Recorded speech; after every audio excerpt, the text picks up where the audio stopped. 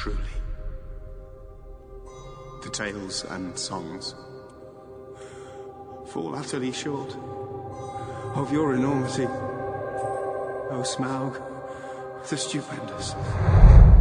The dwarves, a dragon. Oh yeah, and that thing. Oh, the Hobbit. Yeah, that afterthought. Oh, I'm sorry. You meant the dragon. I thought you meant how this was dragging out this story. Don't go Jesus. there. Damn, boy. Why? I would why? slap the shit out of you if you weren't right. Honestly, when you first said the word, that's what I thought you were going to go into. No. You make a He point. stole your though. joke from you, Corey. He is a joke. I had no joke for that. But the only joke is how long this fucking movie is and how long they.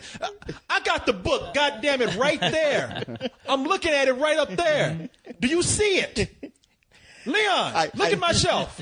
I don't because it's so thin. Yeah. Exactly. If anybody was Actually, going to be here, it's on this shelf over here. I think it's important for everybody to know that Corey has one book that he's read, so he's very proud of that. He's getting the book.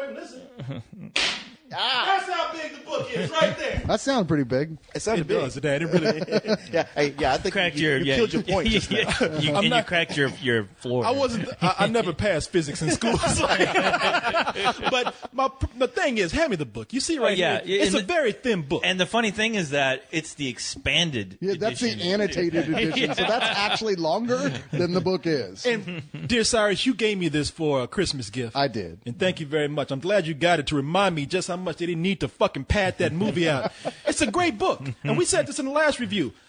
It's a very simple tale, very straightforward, almost close to being a children's story. And yet Peter Jackson just can't fucking get out of epic territory. No. I got to stretch this shit out so I can make another Lord of the Rings.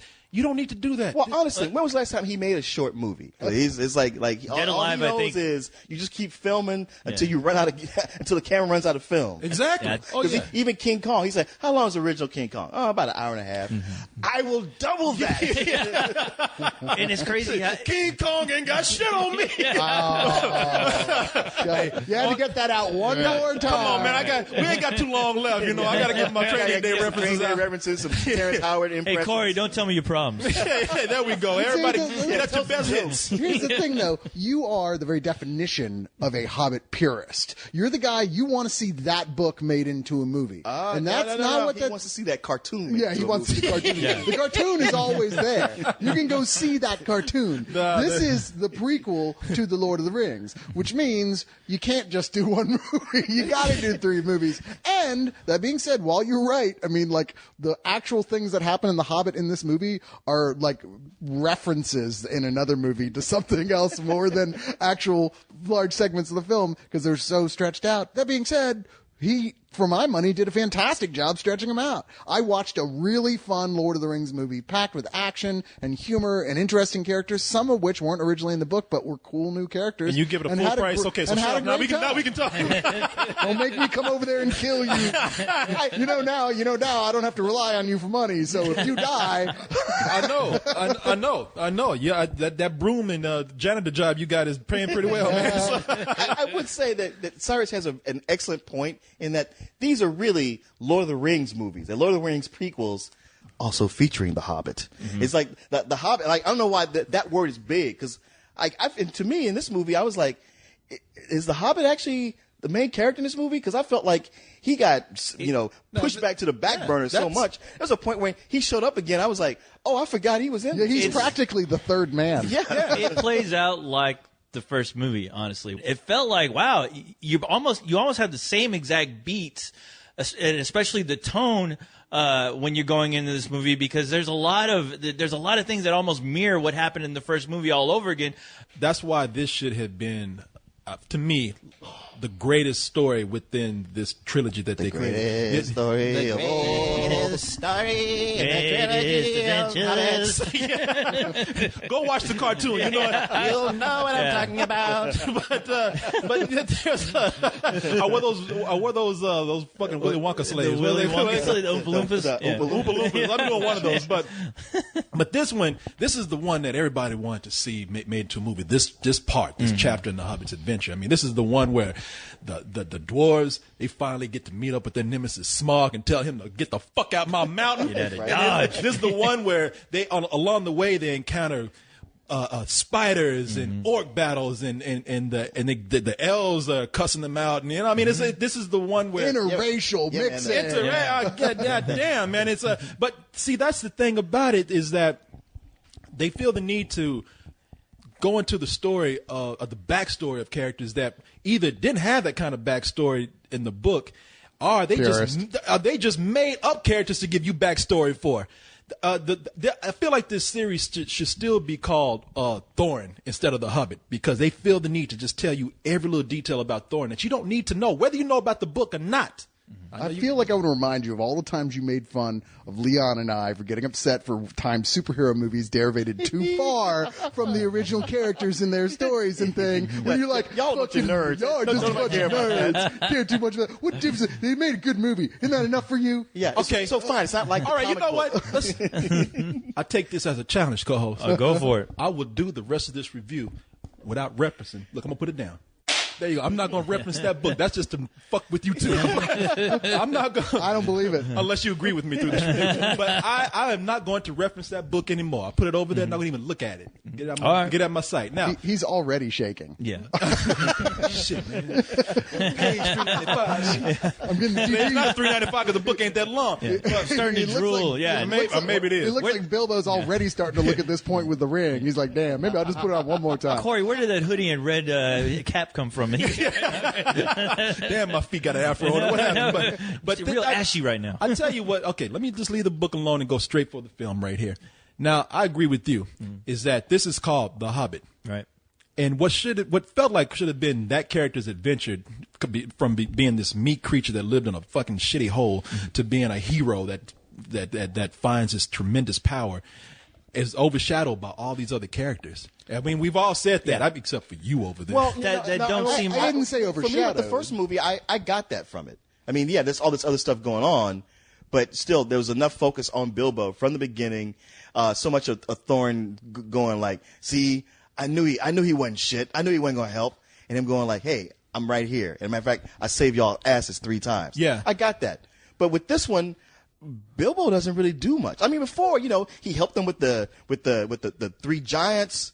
And with the goblins, he was the one who saved them through that. He was met up with Gollum. He had that whole sequence with Gollum that was just amazing, it's mind blowing. And yet here he never really gets that. I mean, he faces off with Smaug and they talk. That's a pretty long sequence. Yeah, I don't know. For me anyway. that was his Gollum moment in this movie. Sure, Yeah, it really was. But it didn't hit me the way the Gollum moment. Well, here's the thing: is because it comes at the end of the film, and that's been my problem, kind of with both of these films, is that you're not, it seems like at some point when Peter Jackson is filming these movies, there's a lot for him to try to concentrate on the action, trying to get all these characters to have character to them and to explore a lot of these stories that, to some point, you're either going to be interested in it or not. Specifically, I'm talking about Thorne's backstory, where constantly, I'm being told about him and his past, and I was like, you know what? I kind of got all the information I needed from that first movie at the very beginning. When you introduced what he was all about, that's all I really needed. I don't need to be constantly reminded about his story, because at the end of the day, it's still Bilbo's story. And I think whenever Peter Jackson is filming these, somebody kind of taps him on the shoulder to go, hey, you know what? We haven't really focused on Bilbo. And it's always the moment where a character looks at Bilbo and goes, oh, Bilbo, sometimes you make me just, I forget the bravery of hobbits sometimes. Like, yeah, and so does the rest of the audience, because we're being reminded right towards the end. Bilbo where thought to be your grandmother? Oh, Bilbo. Oh, Bilbo, you silly little man. He does actually save all their asses, twice in this film? And he's the one who has a long sequence with Smaug. He gets his big moments, but honestly, the way they're spending more time with the other characters is exactly what I wanted this film to do, because the first film didn't do enough. I was like, what Hobbit is what? Or not, what dwarf is what? I can't tell the difference between any of them but Thorin. Yeah, and now in this one, they actually feel like they're getting a bit more character. They're getting a bit more depth. They're getting a bit more interesting, as well as with Thorin. I mean, ultimately, this has to have some kind of dramatic arc to it because it's a movie.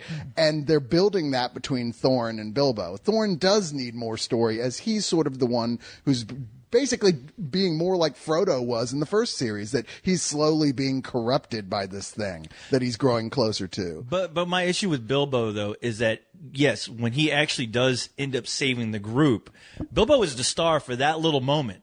And then as soon as that settles down, it's like he gets right back in that back of that line, that gravy train that they're on. And you kind of forget about him, because the story starts to focus on the orcs and all this other stuff that you're like, okay, when do we get into this whole dragon? That is a problem there, because I do agree that I think that's a good parallel that they have. You have these two characters who are starting to have their own obsessions. Bilbo with the ring. I was going to tell you. I found something in the Goblin tunnels. Found what?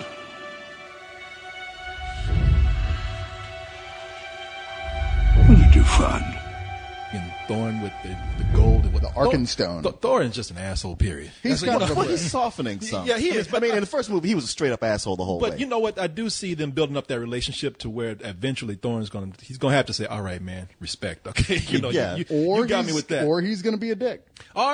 He's going to have to make a decision at some point, and that's what this movie is really building you up with, his character of knowing that his desires, the thing he wants more than anything else, is that more overpowering than his affection. Well, I think that the problem with that, though, is that the character development and these relations are disrupted constantly by going back and forth between scenes. You near the end of the film, where you have the standoff between Bilbo and Smaug. I thought that would have been better. That would have more of an impact if they didn't have to take you to Rivertown, if they didn't have to take you to whatever the fuck Gandalf was doing.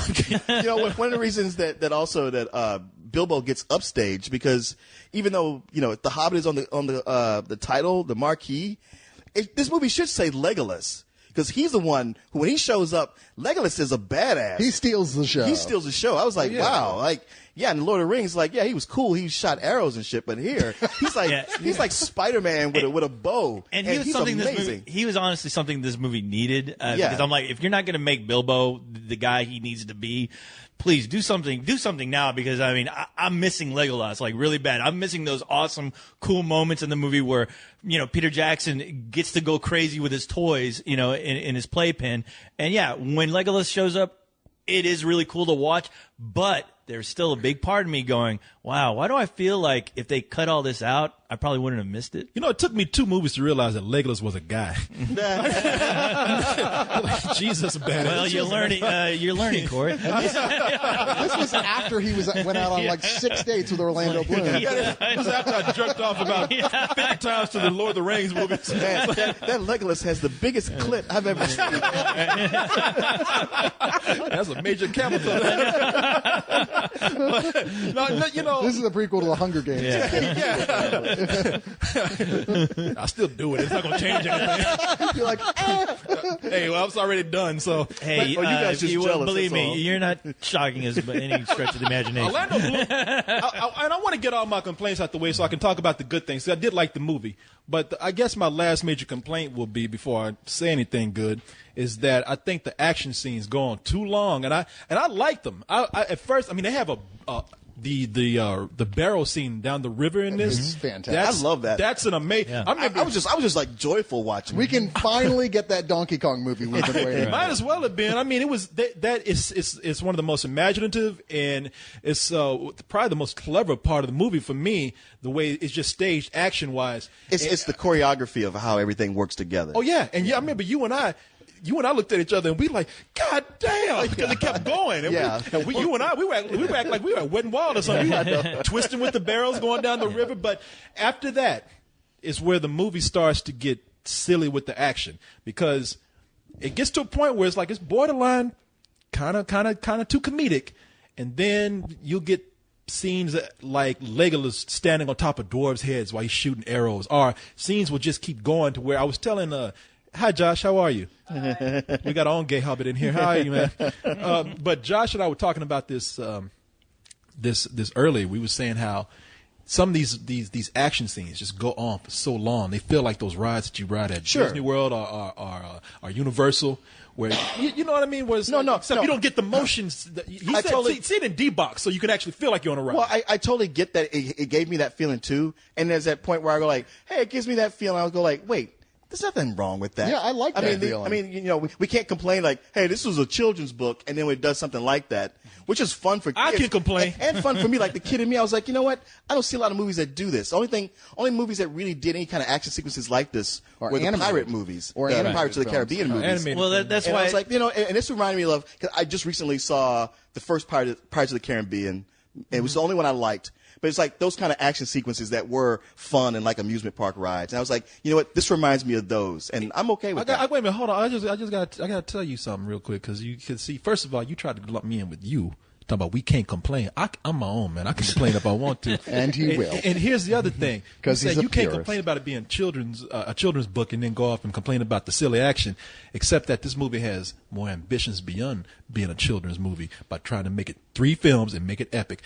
That doesn't make it not a children's film. It's not like George Lucas where you have these contract negotiations over spices. You said that that it is a children's book, so that's why we can't complain. Well, you know that book right there says ages 4 and up. So, I don't know. I didn't tell everybody I have the Hobbit coloring book. Hey man, so does Connect 4, but you are not taking away my Sunday nights. Okay. Yeah. By the way, I made every Hobbit black in this. Oh, did you? Well, you know, as far as those action sequences, it's like that's one thing I do appreciate about Peter Jackson is he honestly took what Spielberg did and the Indiana Jones movies, and I will say specifically Temple of Doom. Yeah, I mean that is a guy who I could just tell really studied that type of action, because it's always a perfect blend of enough action going on along with the humor, along with the wow moments. But you know, with that barrel scene, even though I know that's part of the book, it was fun to watch. Yet, like I said, how this movie was kind of derivative of the last one. I thought I already kind of got a barrel scene like that in the last one, as far as the mines and the goblin. And I don't mind it, because you're right. It is exactly what it is. It's supposed to be fun. It is supposed to take you on a ride, and it does its job, you know, superbly. It's just that it just, like I said, derivative. It just seems like, man, I have a feeling I'm going to see another scene just like this in the next Hobbit movie, where it seems like these movies seem like they have, you know, like there's floor plans to it, and they're all the same. No, I don't. Actually, here's where I don't disagree with the criticisms of this film, is that you're right. The biggest problem with the new Hobbits in general is they're going back to a more traditional Hollywood framework and a sort of like, now we have a map and we're just going to plug stuff into it. I mean, there's lots of beats in this movie that are like timed to have beats when shit happened in the Two Towers. You know, you're like, wow, you're matching this up, trying to make sure you don't make any mistakes. You're going, hey, why did we do all that practical work when now CG is so good? We'll just put CG on top of it. They're playing it safe in a lot of ways that the original trilogy did not. The original trilogy had kind of this sense, more of a sense of awe and wonder that you were able to buy into it. The battle scenes felt more like actual battle scenes and not like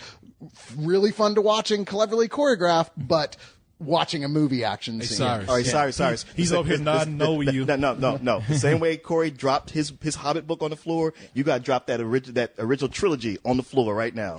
Well, you know, I would love to, but this movie keeps reminding me about it. It keeps reminding you of that template, of that same template. But my biggest complaint, though, you tell him, I got your back. You see what I'm saying? You see what's happening here, right? I do. Okay. No, you don't. No, you don't know what you're talking about. No, you don't. You're just saying yes they to don't him. see it, but you see it though, Corey. We'll learn you later. But my biggest complaint, if I had any real big complaint, is kind of the overuse of CG, where I found myself wondering, man, I'm kind of real Hobbits. I'm getting.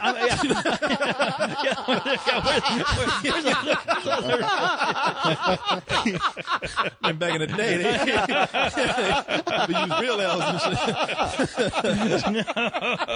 shit.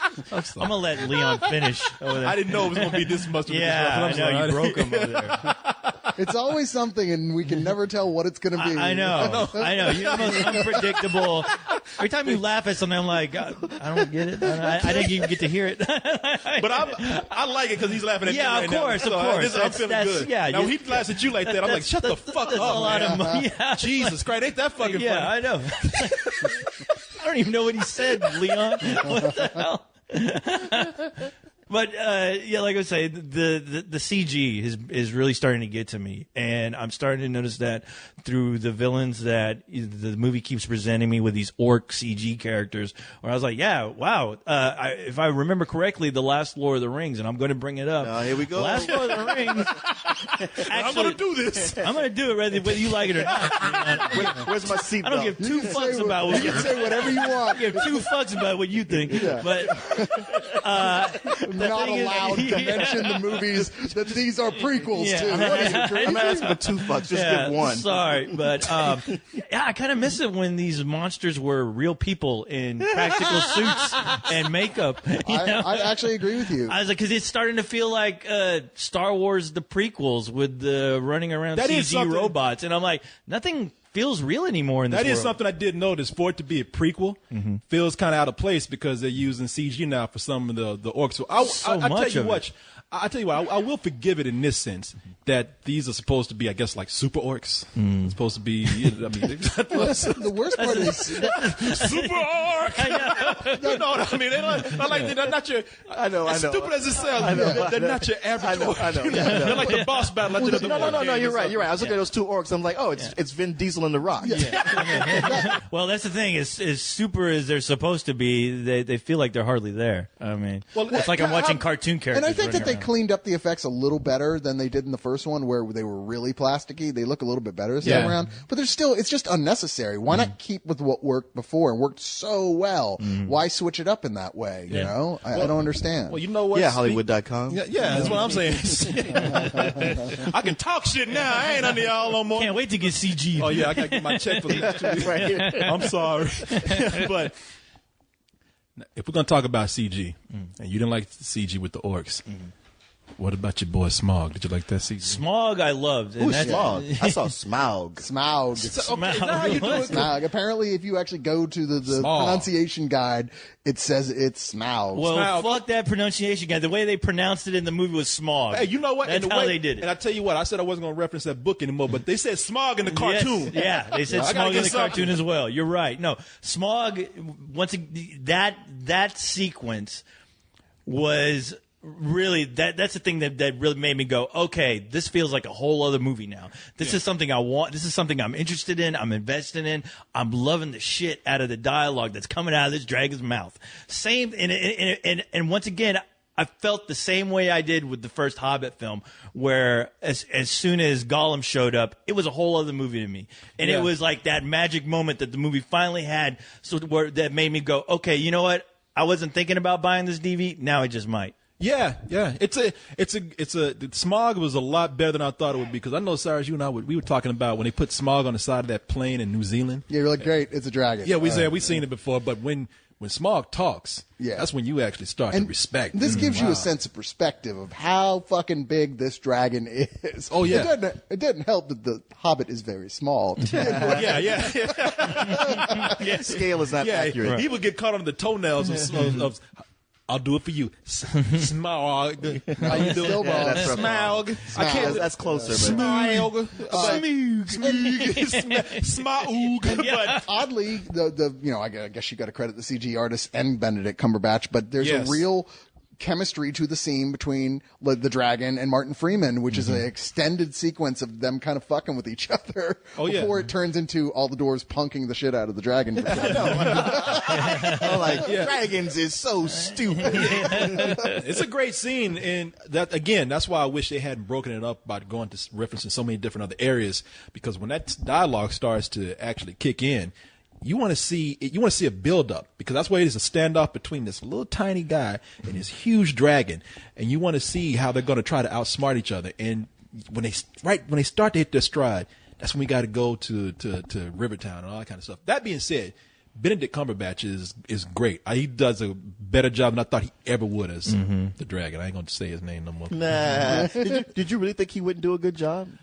After the Fifth Estate, it's hard to tell anything anymore. Okay, I really hate to say this because this is I've been joking, but this is true. After hearing how they voiced Smaug in the Rankin Bass cartoon, it's hard for me to hear it any other way. And I just never thought Benedict Cumberbatch would get that deep of a voice. I'm sure they manipulated It was filtered down. But he did great. The delivery was great. Yeah, they got T-Pain to auto-tune it. I smell you. Well, they made an iconic bad guy in this movie, which was cool. It's like when you heard Darth Vader's voice, that stuck with you. Watching Smaug, and as soon as he opened up his mouth, it kind of stuck. And with his you. the last shot of this film is pretty badass. Without me having to say anything, everybody's great too. Ian McKellen, who's the guy that does Thorn? I never know that guy's name. I never. He's great. They brought in some actors who, and Martin Freeman. When they do spend time on him being Bilbo, that's about 15 minutes worth of him in it. But when he's Bilbo, he is Bilbo. Oh yeah, he's a great Bilbo. And He still does everything in a sense. I can't believe I did that. One of the changes they made from the book that I think really does work better here in this context is that here Bilbo actually is kind of getting afraid of the ring, whereas originally he's just like, as you pointed out to me earlier, he's just like, fuck it, I'm just going to stay invisible pretty much. But here it's like, because we know what's happened, that would seem weird, like in the context after Fellowship of the Ring and all that. So he actually is just now starting to go like, something is making me distinctly uncomfortable when I put this on. Well, yeah, but he's also like, shit, it's my ring, mine. Yeah. And then he's like, what's coming over me? Well, whatever it is, it's not the ring. It's not the ring. The ring is I'm cool. fine. Me and the ring is fine. Yeah. Well, it's when you feel like the movie is really making a really strong connection with the Lord of the Rings. Yeah, exactly. I think I haven't read The Hobbit, but I've only seen the cartoon, but it didn't seem like in the cartoon that there was a lot of things precursing what was eventually going to happen. There doesn't seem to be that in Lord of the connection. Rings, besides the ring itself. Right. Speak the ring of truth, Bilbo. Yes, your story rings true. Yes. In that cartoon universe, it's like, okay, these happen in the same world, but it looks like there's like totally hundreds of different years events. in between Yeah. the two. Right. Yeah. Yeah, Evangeline Lilly though, she was the chick elf, Tauriel. Is that how you saying it? Yeah. Which, if I'm correct, I'm going to address the Middle Earth. She was not in The She Hobbit. was not in The Hobbit. No. Yeah, and my problem with adding that character here is that they don't really have a lot to do with it. They actually did more than I thought they would. A lot more than they did with Liv Tyler when she was in there. Tell me. Like, I mean, like they said, they did a search to find a girl who looked just like Liv Tyler, and they did a lot more with her. It made her a cool character who was like, a competent woman who was just as much of a badass as Legolas And was. they're trying to set up, let's face it, a lot of women love the Lord of the Rings series, and there's nowhere else in this thing that has a romantic aspect to it. They're like, there's no romance in The Hobbit. We got to put some romance in there somewhere. And they're trying to set up a little love triangle thing. And They don't need it. It's awkward. It's the most awkward thing that's added to this, but it's only awkward because of how hyper aware I am that it's not in The Hobbit, I think. And that as a guy, I'm always a little Man, uncomfortable. y'all got to with- get off that shit. Hey, I didn't do it. As a I guy, left it alone, so I you know. did it. As a guy, I'm always a little uncomfortable with chastised forced me. romances. But that being said, it's not like it doesn't work in and of itself. It's okay. As far as something being completely crowbarred into the movie, that relationship that you see in the movie going on, I thought was really cool. I thought it was really interesting. I was, and the fact that it's not in The Hobbit made me go, wow, these guys actually took something that could have really fell flat on its ass, and they made something interesting of it. They even made an interesting kind of triangle. As far as something like this, that I normally don't, I don't give a shit when they force triangles into a story like this where it's not even But here necessarily they- I needed. go so far as to say Tolkien blew it by not putting it in there in the first I mean, it place. also took one of the more interesting of the dwarves and gave him even more depth, made him that much more fascinating of a character. Yeah. I'll say this: my frustrations come with that I'm complaining about with this film only come from seeing things that are brilliant, and I wish they had been tighter. Because when the movie's good, it is amazingly good, and I'll say it again. I feel like this story could have been a 3-hour movie, a very tight 3-hour movie yeah. that you wouldn't even notice the time with. But that's not what I'm getting, so I'm gonna have to pick and choose what I have here, and it's fun. I mean, the action is fun. I mean, what people who I think I'm one of the few people who complain about it going longer. People are going to say, man, those action scenes went on and on. I love it because I never wanted them to stop. Yeah, same here. And there are moments where okay, this is can I go to the book if I'm giving a compliment? All right, go Okay. ahead. there are moments from the book where I envision them, and they got it just right. Peter Jackson. I knew you were going to go back to the book. But I did it in a good way. I didn't used to complain. I'm complimenting. I mean, Peter Jackson loves these stories, and his attention to detail is incredible. So I'm not really complaining about this movie in the sense that I don't think it's brilliant. I don't think that anybody should not see it, but I'm not going to give it a full price just because it needs major tightening. I mean, hours and hours of tightening. That's just my opinion. I'm sure other people like Cyrus over here, they say they love it, and I'm going to give it a very high matinee. And I do like it better than the first film. Okay, well, I don't like it better than the first film, and because the first film sets up a lot of the characters, and I don't know, I could totally like map out all the different dwarf personalities from the first one. I didn't have a problem with that. Whoopity-doo. Good for you. Whoopity-doo. Fuck you. Yeah. It's because Except I wasn't talking to you.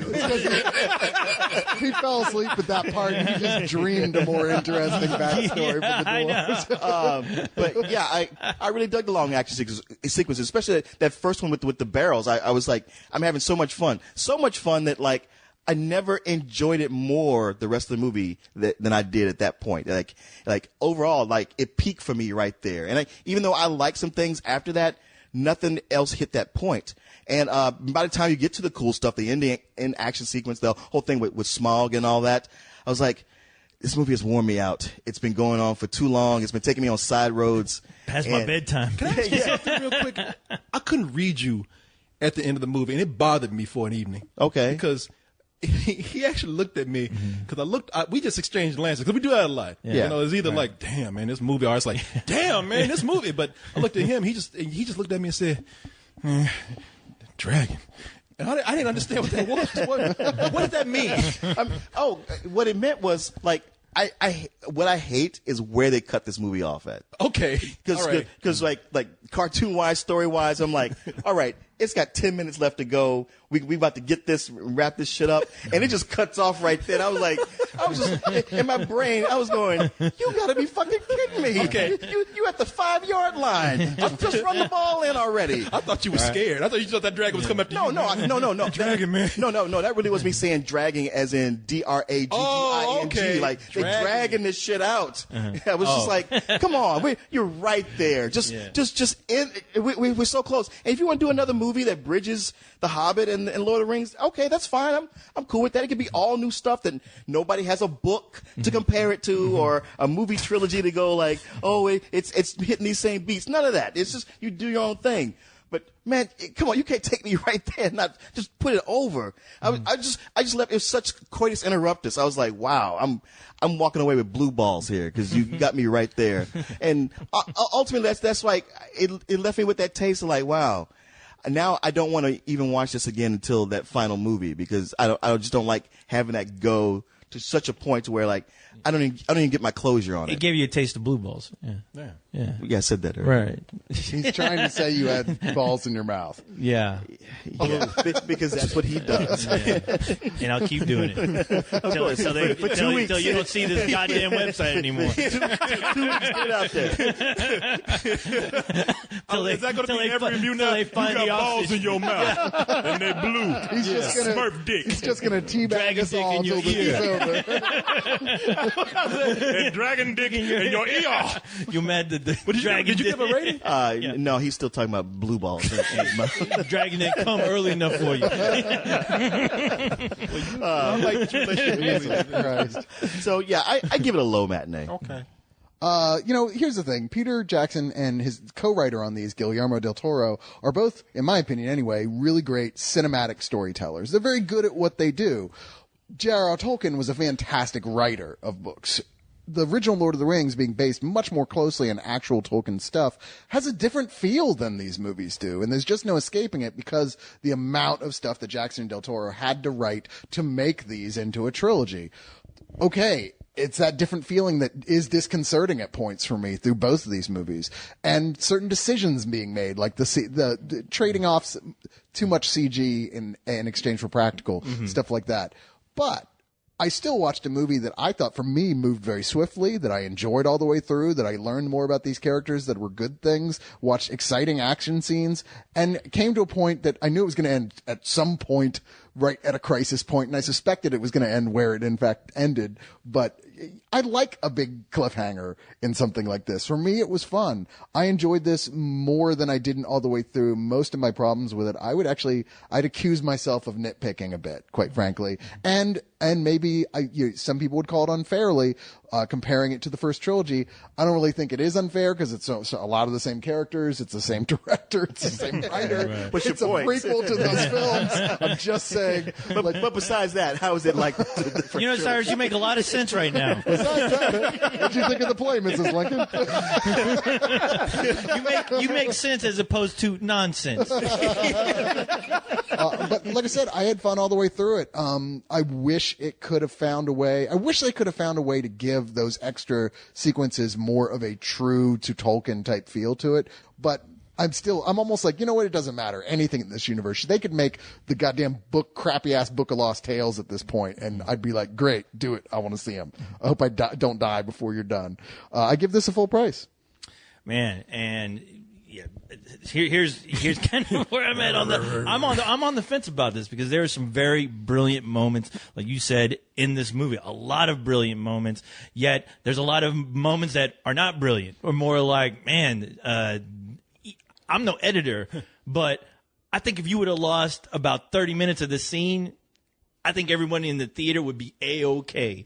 And that's the thing. This movie suffers from just not being edited well.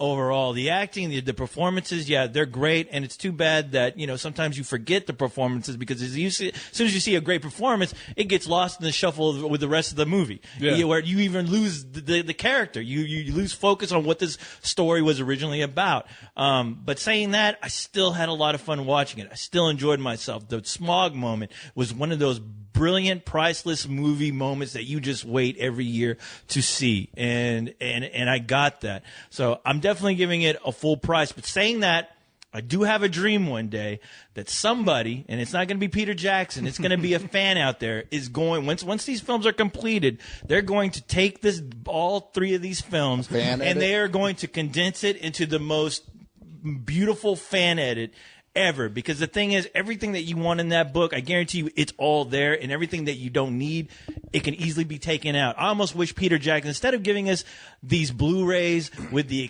extra extended expanded edition where even my jaw dropped. I was like, wait, you're going to put out an expanded edition of The Hobbit? What the fuck? I thought I saw the expanded edition in the theater. Really? A 4-hour plus movie. Yeah, that's what I need. I like that. No. Was that? Yeah, no.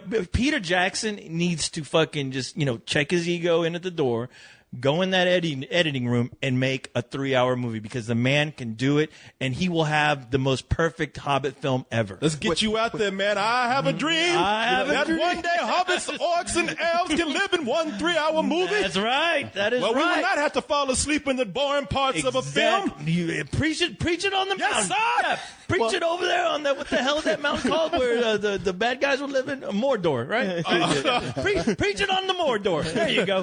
But man, please. I thought I was going to say Martin Luther King Drive. Yeah. Well, all you got to do is just preach it on Snake Mountain. you can let him shoot what he wants and let Rankin Bass have final cut. Don't do that. Dragonfire and ruin. That is what you will bring upon us. He cannot see beyond his own desire.